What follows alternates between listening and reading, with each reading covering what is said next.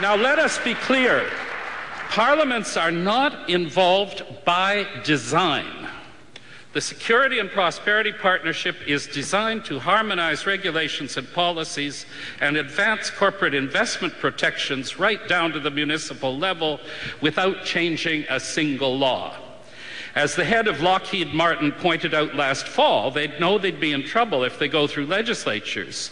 The ministers, on the other hand, have said, quote, "Tell us what we need to do and we'll make it happen," unquote.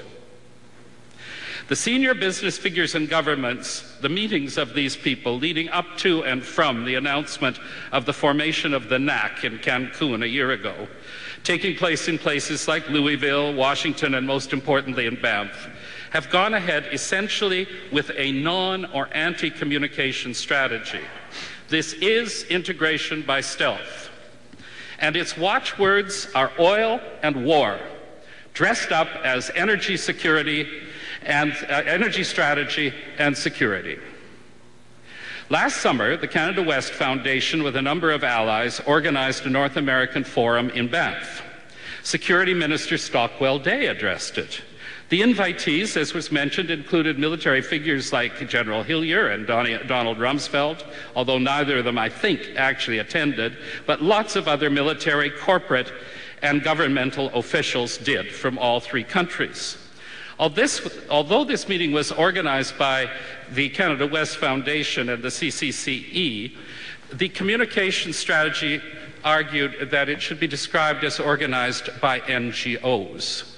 Some NGOs.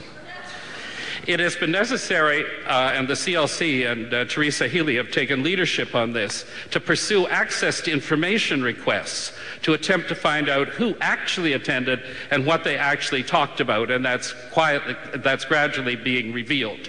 This meeting in Banff was really a staging ground, a sub-rosa staging ground for the NAC strategy, oil and war. The U.S. NAC Secretariat has a myths and realities section aimed to dispel the doubts of people like me. So I thought I'd try some of my own. One is a myth about transparency. When we, in the four networks in the U.S., Canada, Quebec, and Mexico, accused the NAC last month of not being transparent about what they were proposing to Condi, Peter, and the others, they reacted with strong protests, and in the end, they released their recommendations publicly. But taking a look at documents secured under access to information, the communication strategy, for example, for the key Banff meeting was clear. Non-communication. The meeting was private. Participants were instructed to avoid direct media engagement, and the strategy was organized by a reserve officer in the Canadian Forces. Remember, at least one top cabinet minister and several public servants were an integral part of this affair. Our representatives are public servants. One of the contributions of civil society networks during the years of NAFTA negotiations, and again around the Quebec City Summit of the Americas, was to force at least some opening of the agenda. The work continues.